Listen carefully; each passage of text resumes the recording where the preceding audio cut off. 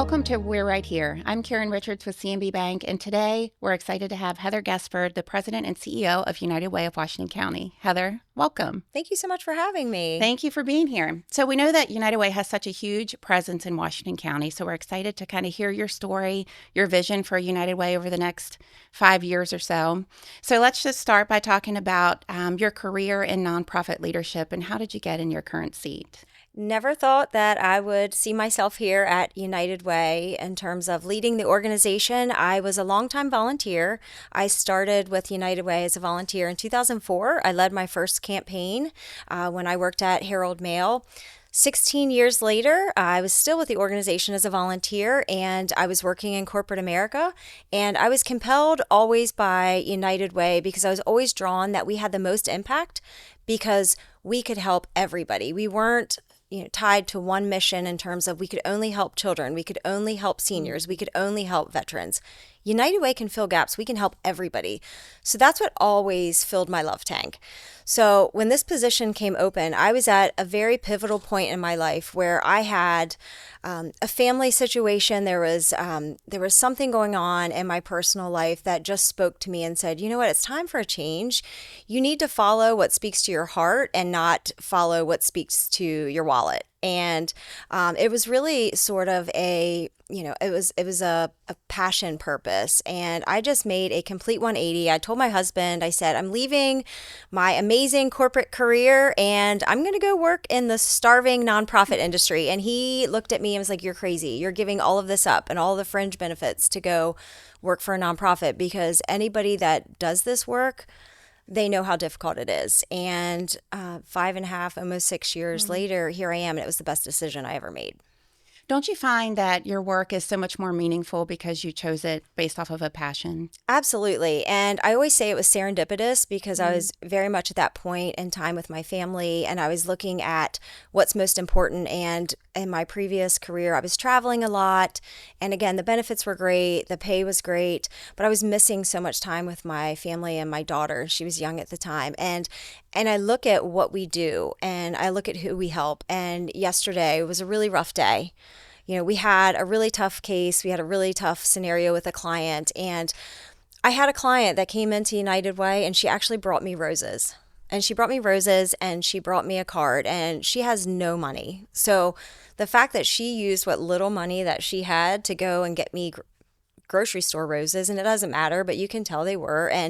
But the fact that she chose to spend that money on me and to walk in because she doesn't have a vehicle, and she came in and she brought me flowers, that's why we do the work that we do. And that is invaluable. And you can never buy that sort of feeling that I got from that yesterday. And she hugged me and she broke down in tears and cried on my shoulder. And that is what we live for. And that's why we do the work that we do. And that's how you know you're leading with purpose, right? Because even on the tough days, then something that could be just a small gesture like that means so much. So how do you balance that? So you have a family at home, your day job is difficult many days. So how do you balance that? And I will say it's not an easy job. And we always warn all of our volunteers. We always warn all of our new employees. This is not an easy place to work. This is a misconception about United Way. And all United Ways are different. But our United Way, we have direct programs. So we do have that direct client interaction.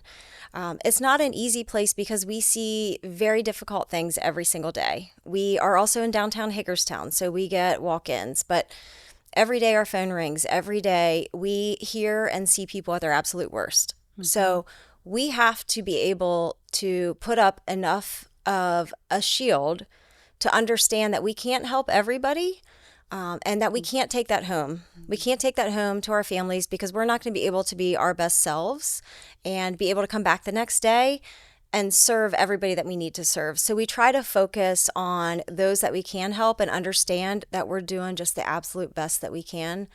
But we all have those bad days. We all have those days to where we say, I wish I could have. And I've had a lot of those nights where it literally keeps me up all night long because I focus on those 2 out of 10 people that I couldn't help. And that's the warning that we give to our employees and our volunteers, that it's tough some days. I feel like you have to have that kind of heart to do what you do, We right? say that you have to have and the exact words we say is you have to have a heart for service, but you have to be just calloused up enough Yeah. that you be able to shut down some of those really tough moments. Yeah. Because you have to know when you can turn it off, Hmm. or it's just going to consume you. It's going to eat you alive, and it's not an easy space to work in. When you see, especially the clients that come in with the kids, Yeah. we have a drive-through and we have a lobby, and Thursday's a really big day for us. Thursday's when our families come in. And some families come in, with 2 and 3, sometimes 4 kids, and you just look at their faces and you know that they're just so innocent. And you see that their families and their parents, they're trying to do the right thing. And a lot of times, especially with the little kids, they have no idea that their families are coming Sure. there to get their pull-ups or Hmm. their formula or, their body wash and their toothbrushes. And you just focus on, okay, I did a really good job today serving these families, but I just took, a few calls from people that I couldn't help. Just focus on those kids, focus on their faces that I saw Hmm. today. Hmm. So again, you just try to focus on the wins. So the team, we meet and we huddle together we call it our team huddle, and we say, okay, what was great today? Tell us something good. Let's focus on the good things. We got to shut down the noise of who we couldn't help, because we physically cannot help everybody. There is no money tree anymore, despite what people think. United Way is not setting on gold bars. I know that's a huge misconception, but there is no endless supply of money anymore. We can't help everybody. So heading into the holiday season and the winter time, I assume that's probably one of your biggest seasons as far as need. So what is the Yeah. biggest need right now? Unfortunately, right now, everybody feels compelled to give around Thanksgiving and Christmas Hmm. because they want that transactional feel good moment of I helped a family with Thanksgiving. So I want to help a family with Christmas. So we always see that. And I say it's unfortunate because there's a need all year long. So right now, we get the help with Thanksgiving, we get with the help with Christmas, and we're grateful for that. But our big need right now is we're seeing utility bills Yep. increase. Hmm. So specifically in Washington County and Hagerstown, last year, in the past few months, the cost of electric has gone up. Hmm. Obviously, the cost of gas has went up, Hmm. natural gas. Water bills has went up. The cost of living in Washington County in terms of utility bills is significant. Also, the cost of rent. It is a hot housing market in Washington County. Our rental market, the fair market value of our rentals has skyrocketed. But this time of year, when people have to turn that heat on, Yeah. they're making decisions. Do we turn the heat on, or do we feed our families? There's medicine that we have to buy. They're making those decisions of, do we buy the food? Do we turn the heat on? Do we put fuel in the gas so we can get to work? So we see that really significant spike right now of families having to make those decisions. So we just encourage people that, again, you're giving us the help for Thanksgiving with buying the Thanksgiving meals and helping us with the Christmas presents, but also continue to have that giving spirit outside of these 2 months of the year, because these same families, who most of them that we work with, are working. There are Alice families, which we can obviously get into what that means, but they need help all year long and not just in November and December. I was going to bring up Alice. So, Penny Porter, your friend from Yeah, over here in the Eastern love Panhandle, her. of course, she references Alice all the Yep. time too, and she's right. So many families are one missed paycheck Yes. away from a financial disaster. Yep. And that is one of the leading drivers of what has motivated my work at Hmm. United Way. So I remember growing up when I was younger, and my family was always one for service and was always one for giving back and was always one to say, it could be you. Always be humble, always be kind. And I always remember, my mom working so hard, and as an Alice family. And Alice, for everybody watching, is asset limited, income constrained, and employed. So Alice is our essentially working, living paycheck to paycheck, our working poor, as we refer to. They are making a living wage just above the federal poverty level. They are living on a modest household survivor budget, but they still struggle to afford basic necessities. So Alice is one vehicle breakdown, one medical bill, from essentially being poor. So it could happen to any of us. Anybody could have that, that transmission go out of their vehicle. Number one reason that we see people in Alice is medical bills. And obviously, we know that our healthcare system is broken. We don't have to get political. It's everybody just turn on the news these days, and you can see everybody fighting about it. That is the number one reason for people being Alice. Washington County has among the highest Alice rates in the entire state of Maryland and also in the DMV area. So we teeter between 43 and 42%. Wow. And that was the most significant jump this year that we've had in the past 10 years. What do you attribute that to? The cost of living in Washington County. So there is something called an Alice Essentials Index versus the Consumer Price Index. So Alice Essentials measures just your basic household necessities, which is childcare, insurance, rent, utilities, your vehicle. The Consumer Price Index measures hundreds of items, which is also including wine, travel, jewelry. So employers, which all of us do, they set wages based on CPI. But the CPI, and typically when employers are giving out their wages, typically about a 3% cost of living wage, which is based on the Consumer Price Index, which again is including all of these extra things. Right. Alice Essentials, if you take all of those extra luxury items out, it's increasing about 5.5% per year. So you have an almost 2% variable. So the living wage is not keeping up with the cost of the Alice Essential inflation. So the cost of living in Washington County and likely down here in other areas as well in the DMV is just, it's people aren't getting paid what they need to earn to keep up with the cost of living. So we're really fighting with our Alice project, and it's working in some areas of the country and it's working in some counties. We're really fighting to work with employers to say that you really need to set your living wages based on the Alice Essential Index and not on the Consumer Price Index because the variables are off. You're off by about 2%. And we have proven scientific measurable data that shows that there's that variable there. But it's so expensive for people to live in Washington County among other counties these days. And they're doing all the right things. This is, again, taking all the fluff out. Right. They're employed. They're doing all the right things. So when you say, the funds obviously are not unlimited and so many people are in need, where does the money come from? So we solicit so heavily in terms of our donations, just like every nonprofit. So we make those appeals.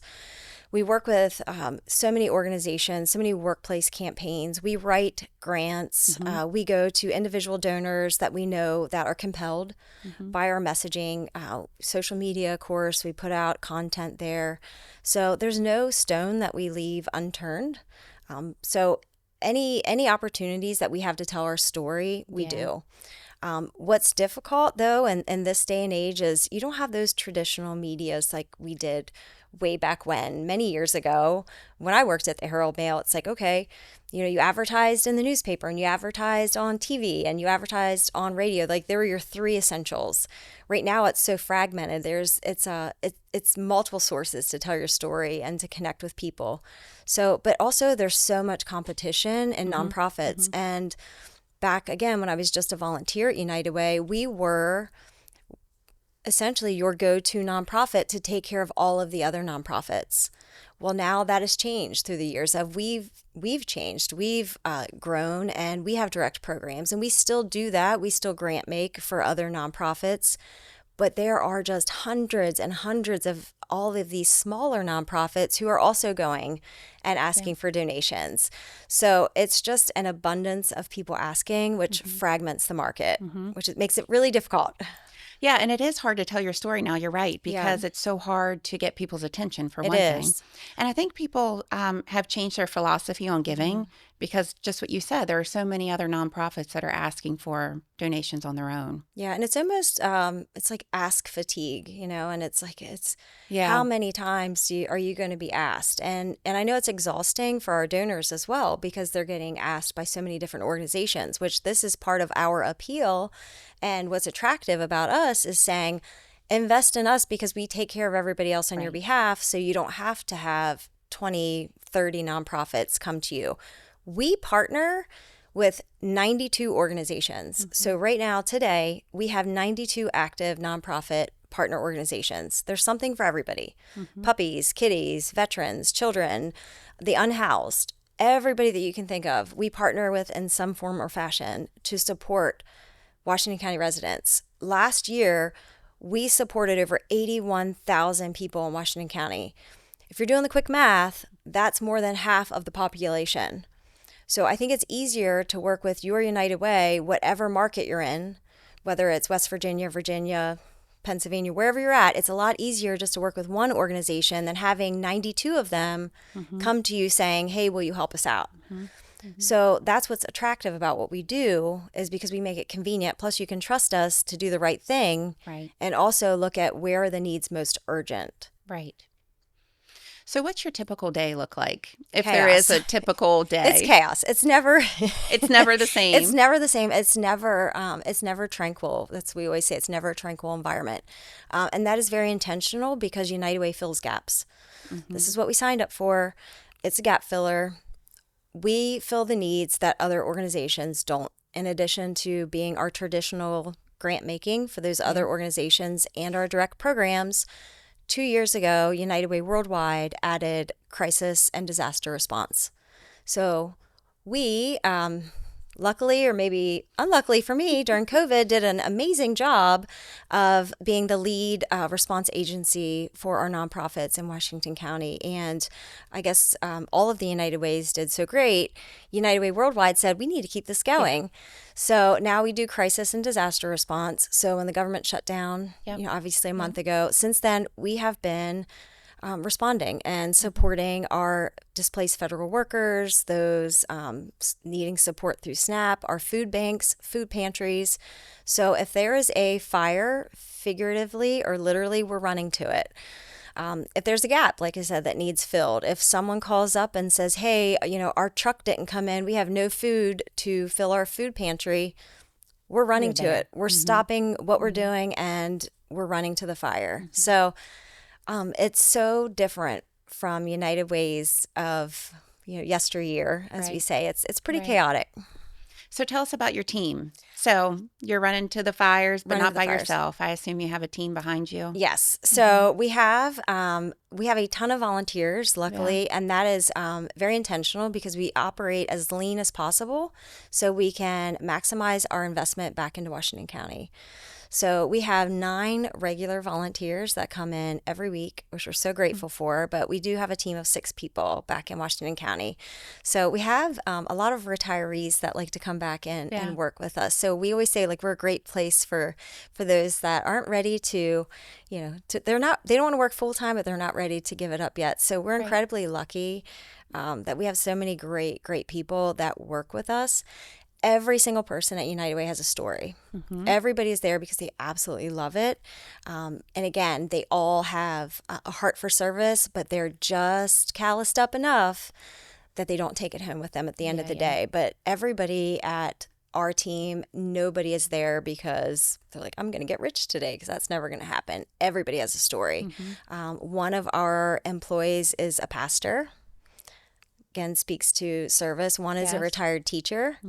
So everybody there, it's just fascinating to see how everybody's come together, because everybody has a role and a purpose and fits together in a nice puzzle. Everybody has a heart for others. Yeah. And everybody's been there a long time, which is good. So they all came about the same time, and which is really interesting, because they all were hired within about 30, 45 days of each other, and they've all stayed as a collective team. But the volunteers that we have that come in on a regular basis, they are just our rock. And they keep coming back, and they do really hard things. And I don't know where we would be without them. Yeah. Because that's money that we don't have to spend on hiring someone. And that is money that we can put back into programming.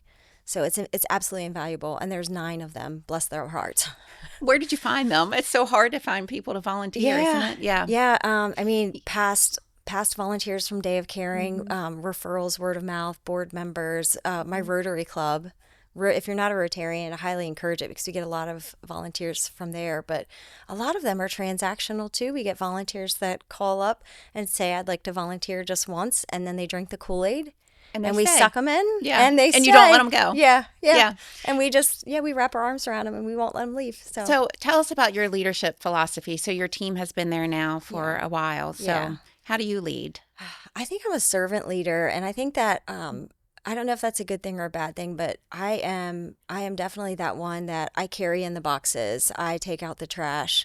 I never ask my team to do anything that I wouldn't do. I think at least the team that I have now, I think they respect that because I'm always Yeah. the first one to get dirty. And I say that because we have a hygiene warehouse, because we have hygiene Hmm. closets. Hmm.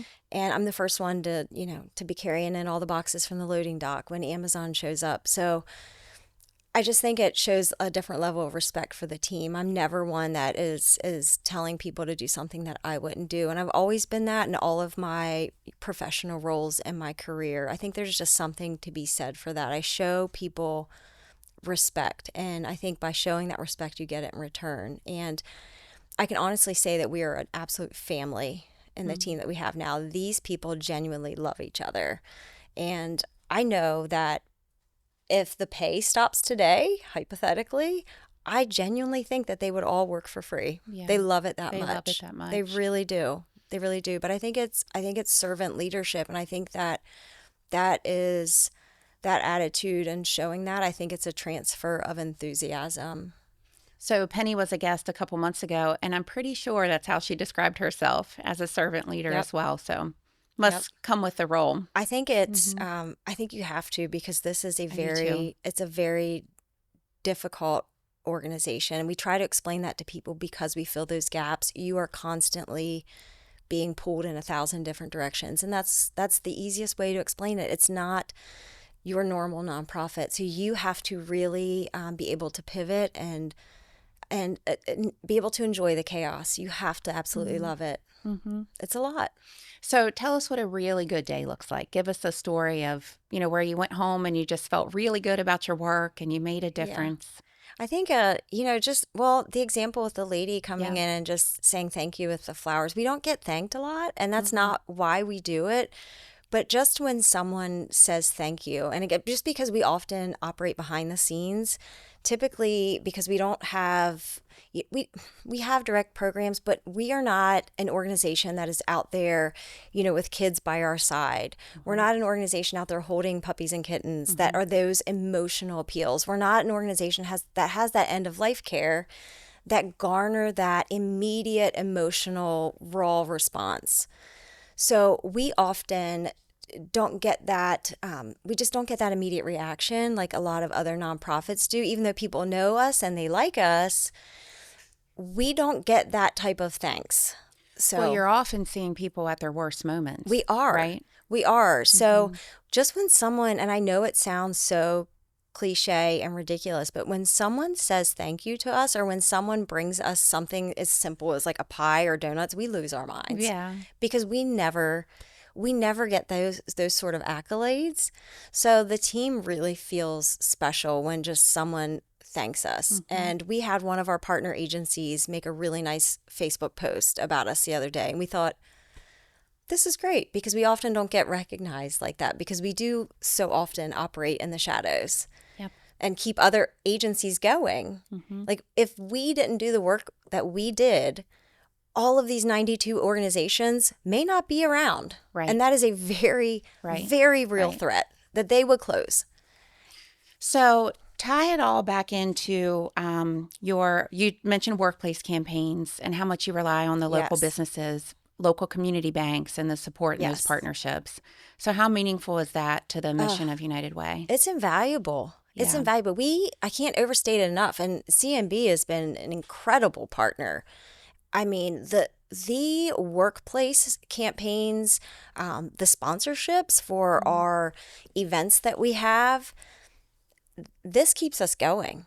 You can't overstate enough because the grants that we write are often restricted. They are tied to things. So often, grants are only used to buy food for our United Against Hunger program or to purchase hygiene. this is where we're also, as grant makers ourselves, trying to change the narrative and say grants should be able to be used for operations. Grants that we find for operations are unicorns. Yeah. They're very rare. So if we did not have business community support and workplace campaigns like CMB, I don't think we'd be able to operate. You need those undesignated dollars. Absolutely. Honestly, because the grants are so incredibly restricted. So when I say that, I cannot emphasize enough how critical it is. And there's only so many fundraising events. There's only so many, golf tournaments and things. Everybody says, "Oh, just keep having fundraising events," but that is also so difficult because you, as an advertiser or a sponsor too, you guys again continue to get the asks and you continue to sponsor. And that is amazing. But those workplace campaigns as well, being able to appeal to the employees and those donors to give them the option and a convenient way to support their favorite charities, invaluable. And our philosophy at CNB is we encourage our team to pick an organization that means something to them. Yep. And so if that's United Way, that's wonderful. Yep. We have several team members who serve on United Way boards and committees. And then, of course, through our workplace campaign. So through just a couple dollars per paycheck, Yep. you can really make a difference. And it's so convenient. And that is the pitch. We make it easy for you. It's convenient. You don't even notice it. I know what people spend on Starbucks or Dunkin' Donuts. It literally, you don't even notice, that it's gone. $2 a pay, that is significant. I know what our feeding program takes care of people. I know what our hygiene program, I know what that money can buy for a family. On Monday, we're delivering meal boxes for Thanksgiving. I know that we are feeding a family of 10 for $38. So that $2 a pay, that's going to feed a family of 10. That really adds up. So no amount is too small. And when you get into the habit of giving, even if it's $1 a pay, that really does add up. And even, the next year, if you add 50 cents per pay, $1.50, and then the next year, if you add $2 per pay, you're never going to miss it. But it's about making that decision to just understand that everybody at some point in time may need a little bit of help. And 81,000 people in Washington County, I would venture to say you probably know somebody. It's your friend, it's your neighbor, it's your coworker. And usually when I go into workplace campaigns, there's somebody there that I recognize that we've helped. And what's really impactful is when the director of HR or the president or someone in the C-suite stands up and vouches for us and says, "Heather's helped several of your colleagues in this organization."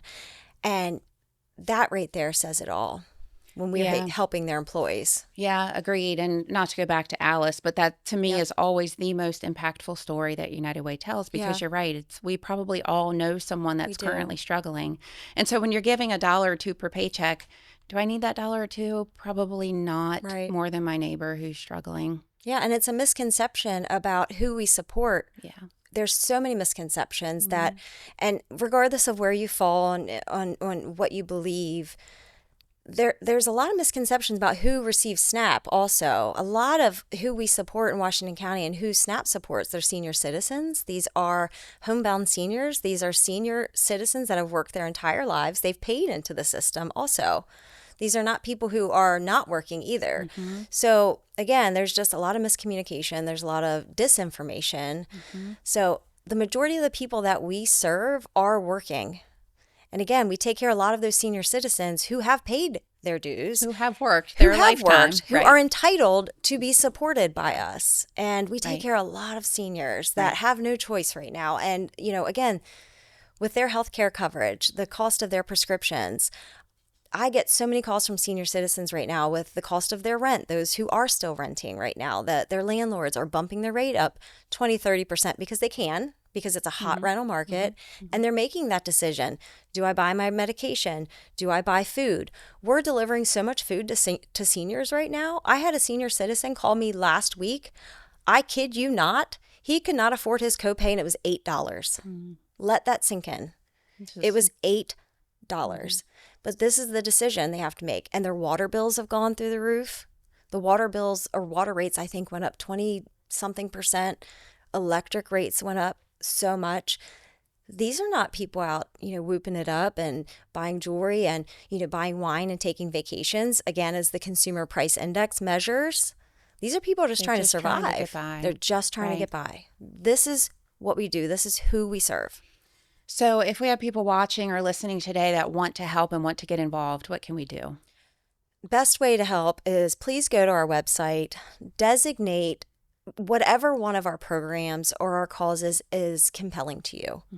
Whether it's hunger, we have a United Against Hunger program. Whether it's our Books United program, we have an entire literacy program. We have 36 Books United locations. In the past 3 years, we've collected and redistributed 83,000 books. Our Urgent Needs Fund is what we're doing right now if the world is on fire. Urgent Needs is literally designed for us to respond to crises. So please get online, donate, whatever is compelling to you. If you'd like to volunteer, we always need volunteers. We had an amazing group in yesterday from FiServ. Thank you, FiServ.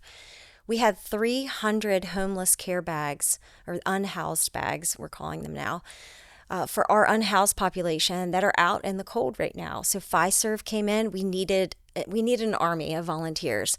FiServ came in and got those 300 homeless care kit bags out to our community, and they're full of items that they need to be warm this season. So there's always something to do. So there's always something. You guys are everywhere, from hunger to homelessness to literacy Everything. to your hygiene closet. You we all have are everywhere. 15 hygiene closets. Wow. There's never not something. Right. So give of your time, your talent, your treasure. Just give. And if it's not us, just give to something that's meaningful to you.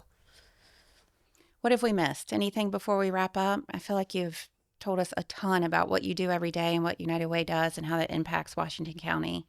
I would say just reimagine your United Way, because we are not the United Way that you think you know. We have changed significantly. I would say just, again, connect with us, talk with us, talk to us about what's important to you and how we may be able to support you and a cause that also may be on your heart, because we also refer to a lot of our partner organizations. So if you may want to volunteer and we may not have a solution for you, we can refer you to one of our partners. If there's something where you say, I want to give, I'm not sure where I'd like to give, but these are the causes important to us, connect with us. We do that a lot for individual donors, and we can help you make those donor designations for you. So just communicate with us, but rethink your United Way, because we have grown and we are so proud of where we are today, and we're doing great things. But we need our community's continued support, because we're doing far more with far less. Right. Because we don't have those big corporate organizations like we used to, like when Citigroup, when they closed down, we lost a huge workplace campaign. We used to have, the Pangborn Corporation way back when, and we used to have Fairchild. When those big companies went away, so did those United Way campaigns. So it's different these days. So that's where every single dollar matters. Right. So you have to kind of rethink your especially when philosophy. Citibank closed. That was a big loss for us. Yeah. So for us to keep doing the work that we're doing, and the fact that we're able to help more people than what we've ever helped in our entire 68-year history, it's because of our volunteers. It's because of the physical donations that we get. We have an Amazon wish list for hygiene. That's how we're doing it, is because we are foot soldiering, and we're doing this. Can we help get that wish list out? Yes. Yeah. Thank you. We'd love to. That would be awesome. I mean, we can't keep hygiene in, because our schools, we have 15, like I said, and we have a lot inside of schools. They're doubling the usage each month. So several of our schools have more than doubled the number of families that's using our hygiene closets each month. Yeah, we'll definitely help you get Appreciate the word that. out on that. And this is our commitment to you, that we'll continue our workplace and our financial support Thank our you. volunteerism as well, because we've partnered with United Ways forever, and We we'll can't say continue to do enough so. great things about CMB. I mean, we are just so grateful for you and your team and this opportunity. So thank you. Thank you. It's been great to have you on. Thank you so Anything we much. missed before we wrap up? Give us something fun. What's your favorite vacation spot? If you Oh, were not here in the cold, where would you be? oh, I'm a water baby, so I am an ocean baby through and Yeah. through. So yeah, I used to like the cold when I was younger. I'm more tolerant. I used to like to ski, and I still like to ski. Hmm. But yeah, I'm a water baby. But I would, yeah, I would definitely be somewhere sandy and with the Somewhere ocean. warm. Yeah, Yeah, somewhere me too. warm. What's your favorite food? Oh, oh, I love Japanese food. Hmm. Yeah, I Is love there a and favorite? anything spicy too. I put hot sauce Yeah, on yeah, you everything. do. Yeah, that's the joke. Everyone makes fun of me because I carry hot sauce in my purse. Okay, you know that. I literally everybody makes fun of me. I have an expansive hot sauce collection. I get it for That's good to Christmas. know. People always Okay. it's like if it's like a gag gift, people buy me hot It's sauce. hot sauce. Everybody makes fun of me because I put hot sauce on Yeah. everything. What's your favorite local restaurant? Oh, Bistro 11, and they're Mm. amazing United Way Oh, supporters. nice. So, and their Awesome. food is phenomenal. It's one of Fountainhead our favorites Plaza. too. Yeah. So, That's one of our yeah, favorites shout out too. to Stu and his team. And they volunteer, and they're amazing Awesome. volunteers also, Stu and his wife. So, Well, thanks for joining us today. thank So, if you. I heard one thing, I heard several things, but volunteer our time. Even if you can give $1 a paycheck, give it. It makes a difference. Reach out to Heather, rethink your United Way, all kinds of ways to get involved. Thank you. So, thank you again, and join us next time for We're Right Here.